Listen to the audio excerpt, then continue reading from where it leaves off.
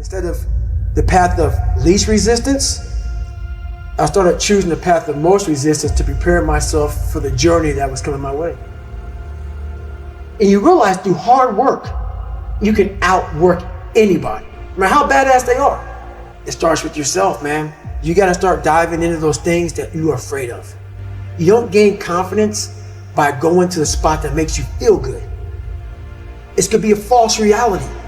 And the second life gives you that challenge, all you wanna do is go back to what gave you confidence, is that happy spot. No, what gave me confidence was spending years at a kitchen table trying to learn how to read and write on my own, realizing I can't learn the way you learn. I can't, but I can learn. What gives you confidence, not being afraid, is overcoming the fear.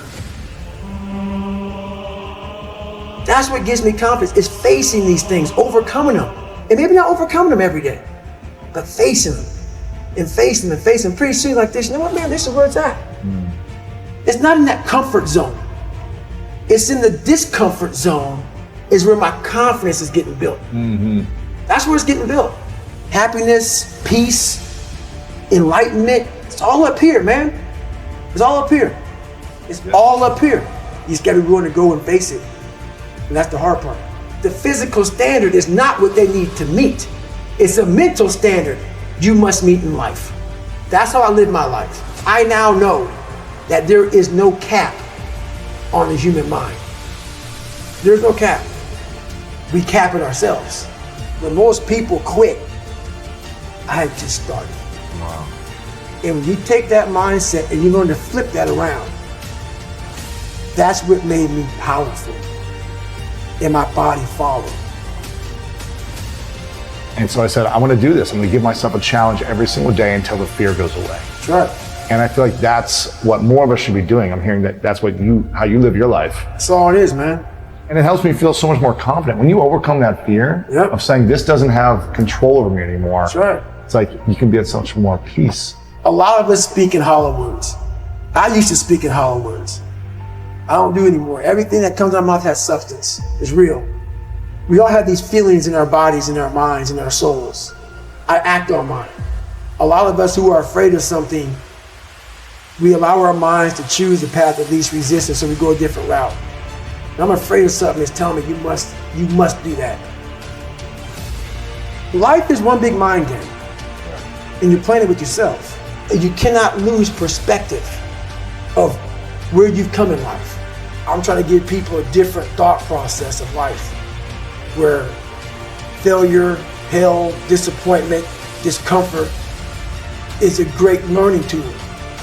And many people don't understand that, but it's these few moments in life that you have. Like for me, I always talk about it, Rocky 1, round 14.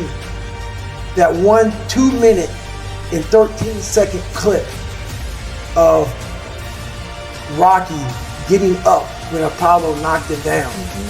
That one clip, when I was going through a very bad time in my life, I saw what I wanted to be. And it wasn't a guy that won. It wasn't a guy that won everything he did. It was a guy that kept getting up after being knocked down. So I realized if that 2 minutes and 13 seconds changed my life, that's all it was. I saw something that I needed to be in the world I was living in. Maybe my story will give someone the 2 minutes and 13 seconds they need to change their life.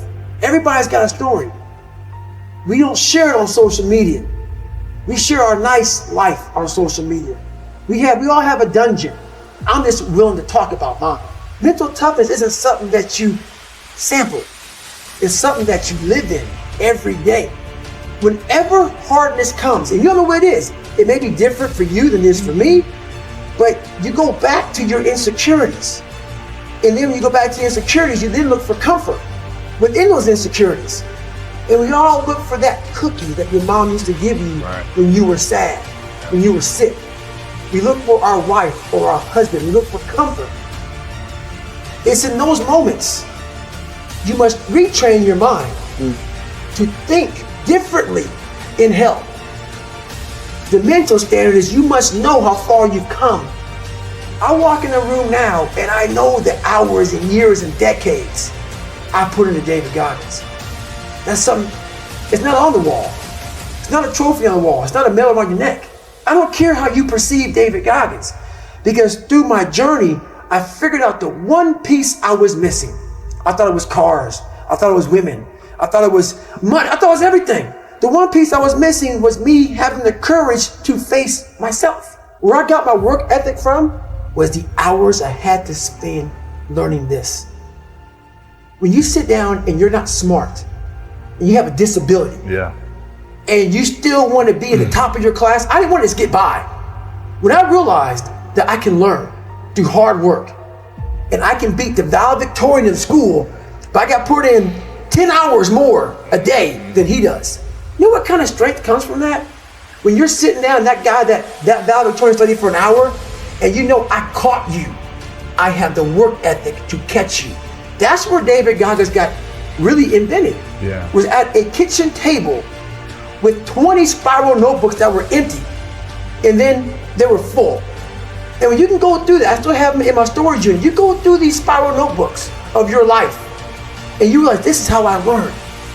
This is unbelievable. It wasn't until I got real sick and my life got real quiet. I went from running 205 miles in 39 hours to I couldn't get out of bed. My life was taken from me. And that's when I realized I hadn't taken time to think about what I'd done in my life. I'd done all these things, but there was no finish line. I finished a race of life, and I wouldn't even receive my medal. I go on. I get in the car and I go.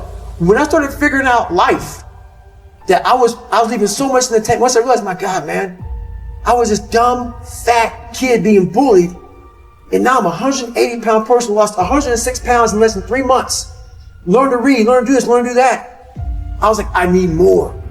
I was fueling my mind with everything. And I never took time to say, my God, you came from this hell, and you're here. I had come 8,000 miles from where I started. But if you never know that, you're still in the $7 a month place. So it's that quiet place. It's that place by yourself. It's those hours and years and decades by yourself in the grip of life. When life has you by the throat and choking you out, and you're sitting there calm because you're trying to figure it out. You're not panicking. You're not quitting. You're not throwing in the towel. You're saying there's a way around this. And when you figure it out, when life has you gripped in a vice, and you can figure that out, that's when you overcome. That's when you overcome. The journey getting there was harder than going through it. You know? So that's the whole thing about life, man. It's that journey that makes you who you are.